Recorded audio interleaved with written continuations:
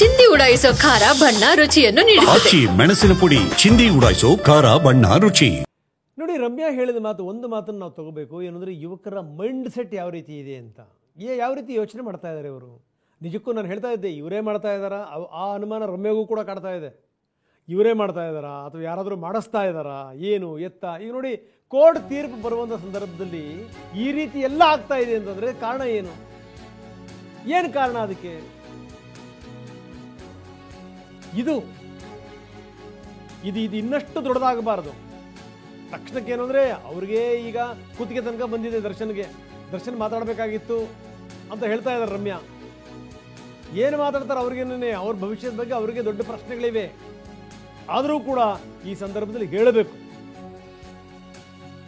ನಕಲಿ ಅಕೌಂಟ್ಗಳನ್ನು ಮಾಡಿಕೊಂಡು ಯಾರ್ಯಾರು ಕಳಿಸ್ತಾ ಇದ್ದಾರೆ, ಯಾರ್ಯಾರ ಹೆಸರಲ್ಲಿ ಯಾರ್ಯಾರು ಕಳಿಸ್ತಾ ಇದ್ದಾರೆ, ಯಾವುದಕ್ಕೆ ಹೆಸರಿಲ್ಲ, ಫೋಟೋ ಇಲ್ಲ, ಹೆಣ್ಮಕ್ಳುಗಳ ಹೆಸರುಗಳು, ಹೆಣ್ಮಕ್ಳುಗಳ ಫೋಟೋಗಳು ಒಳಗಡೆಗೆ ಯಾರು ಮಾಡ್ತಾ ಇದ್ದಾರೆ ಇದನ್ನ? ಇಂಥ ಅನುಮಾನ ರಮ್ಯಾ ಅವ್ರನ್ನು ಕೂಡ ಕಾಡ್ತಾ ಇದೆ.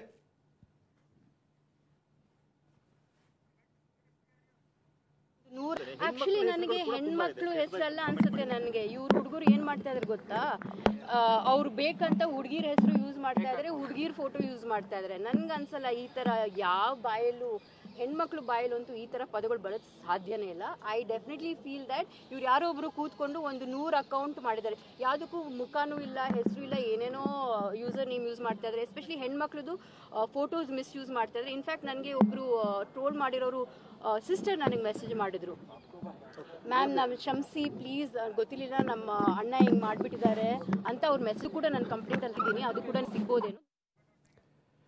ರಮ್ಯಾ ಮುಂದುವರೆದು ಹೇಳ್ತಾರೆ, ಪವಿತ್ರ ಗೌಡನಿಗೆ ಮೆಸೇಜ್ ಮಾಡಿದ್ರು ಅಂತ ನಿಮಗೆ ಕೋಪ ಬಂದ್ಬಿಡ್ತು.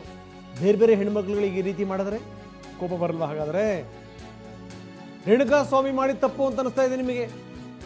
ಹಾಗಾದ್ರೆ ನೀವು ಮಾಡ್ತಿರುವಂಥದ್ದು ನಿಮಗೆ ತಪ್ಪು ಅಂತ ಅನಿಸ್ತಾ ಇಲ್ವಾ? ಇದು ರಮ್ಯಾ ಅವರ ಪ್ರಶ್ನೆ.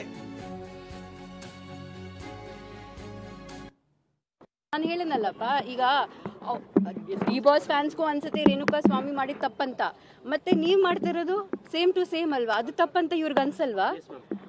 I am shocked. ಅಂದ್ರೆ ಪವಿತ್ರ ಗೌಡ ಕಳ್ಸಿದ್ ಮಾತ್ರ ನಿಮ್ಗೆ ರೋಷ ಬಂತು, ಕೋಪ ಬಂತು. ಅದೇ ಬೇರೆ ಹೆಣ್ಮಕ್ಳಿಗೆ ಅಲ್ಲ. ನೀವ್ ಯೋಚನೆ ಮಾಡಿ, ನನಗೆ ಈ ತರ ಕಳ್ಸ್ತಾರಂದ್ರೆ ಐ ಆಮ್ ಜಸ್ಟ್ ವಂಡ್ರಿಂಗ್.